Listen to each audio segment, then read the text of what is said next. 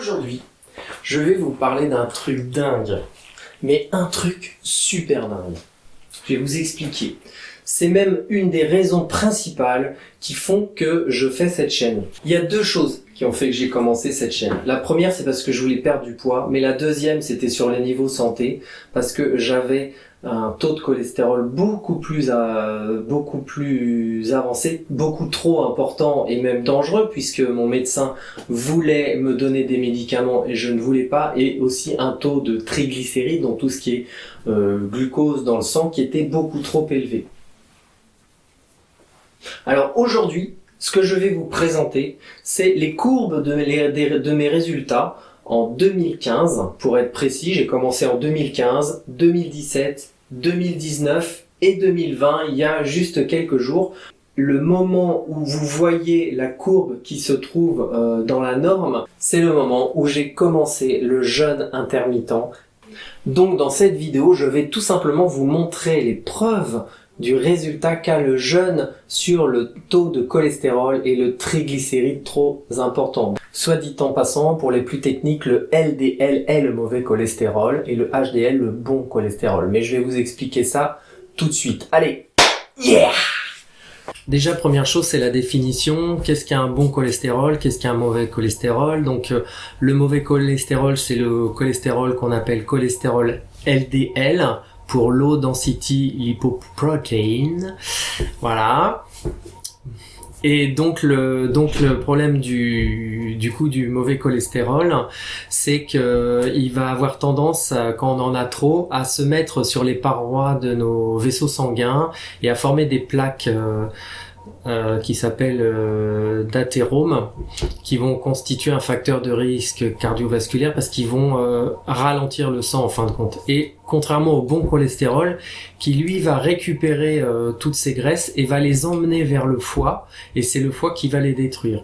Ensuite, la troisième chose qu'on va voir, que vous partagez comme je vous l'ai dit avant, c'est les triglycérides, qui eux en fin de compte sont les réserves, on va dire les réserves d'énergie. Quand on a trop d'énergie qui circule dans le sang, c'est pareil, ça peut être dangereux pour la fluidité la fluidité du sang, ce qui provoque un risque aussi cardiovasculaire et aussi d'attaque cérébrale. Voilà, donc le premier donc que voici.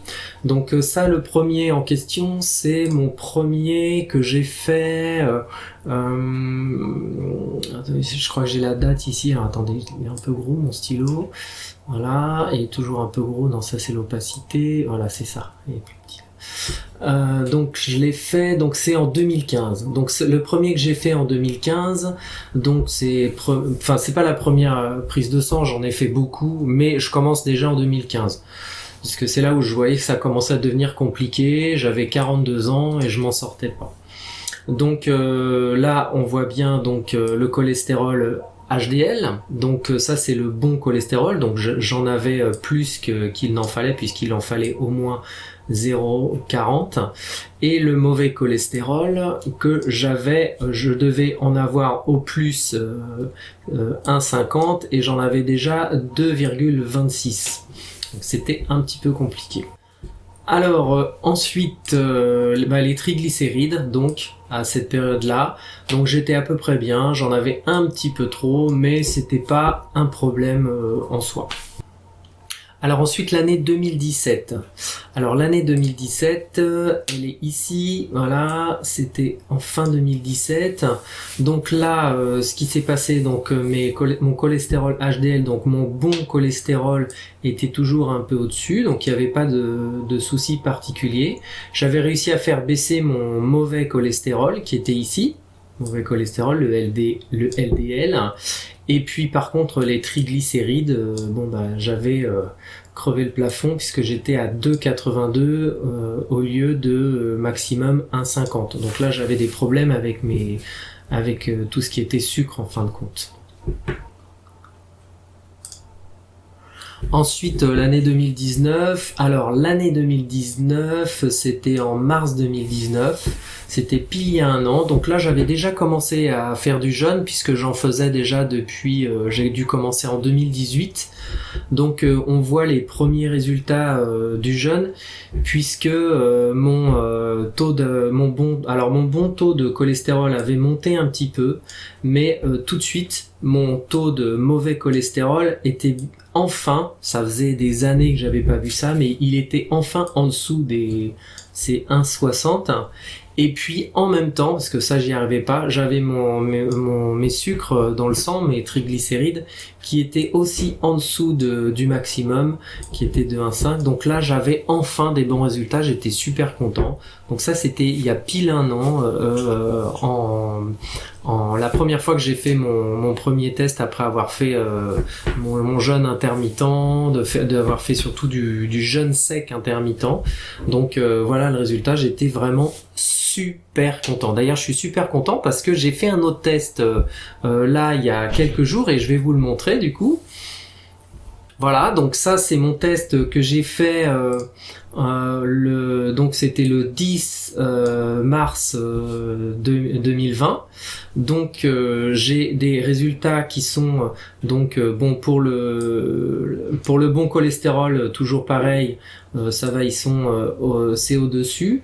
Pour le mauvais cholestérol, il est encore descendu puisqu'il est descendu encore plus bas. Et puis la cerise sur le gâteau, là où je suis super content, c'est les triglycérides, où j'ai jamais eu des résultats pareils, où je suis juste à 0,8. Donc voilà, vraiment super résultat. Donc plus ça va, plus je continue mon jeûne sec, intermittent, enfin tous ces jeûnes que je fais, et plus mes résultats deviennent meilleurs au fil du temps. Voilà. Alors, je vous ai fait un petit résumé de tout ce que je vous ai raconté avant. Donc, vous retrouvez ici les chiffres que je vous ai présentés avec le début du jeûne. Alors, comme j'ai pas pu faire de mesures juste avant de commencer le jeûne, c'est pour ça que la courbe font comme ça. Enfin, les courbes font comme ça. Alors, donc, je vous reprends les triglycérides où j'étais... Alors, vous avez les minimums qu'il faut avoir. Donc, il faut savoir que les triglycérides, il faut être en dessous de 1,5, donc cette courbe-là, il faut se retrouver ici. Donc là, on voit bien en 2015 où j'étais à 1,56, puis je suis monté à 2,82, et au moment où j'ai commencé le jeûne, à mon avis, ça, je devais être pas loin d'ici, puis quand le jeûne a commencé, ça a chuté complètement, puisque j'ai arrêté de manger du sucre, et je sais que je me suis mis aussi à la diète cétogène en même temps quand je me nourrissais, donc ça a enlevé beaucoup les sucres. Voilà, et puis ça 2020 où j'en suis maintenant. Ensuite le cholestérol LDL, donc le mauvais, donc vous voyez en 2015 j'étais ici, j'avais réussi à descendre parce que je testais des régimes, je faisais très attention à ce que je mangeais, mais du coup ça m'avait fait chuter aussi mon bon cholestérol, et du coup et puis bon bah voilà, donc ça a dû être à peu près par là, puis quand j'ai commencé le jeûne, paf, tout de suite je me suis retrouvé en dessous, je me suis retrouvé dans les normes, puisqu'il faut être en dessous de 1,6 et j'étais à 1,39 ici. Du coup, et avec le jeûne, on voit ça a réaugmenté mon bon cholestérol. On voit que ça a vraiment équilibré à partir du moment où j'ai commencé le jeûne intermittent. Voilà, et puis là je vous ai mis la courbe du bon cholestérol. Salut, salut! Je vous invite à vous abonner à ma chaîne et à me mettre un petit pouce rose. Salut!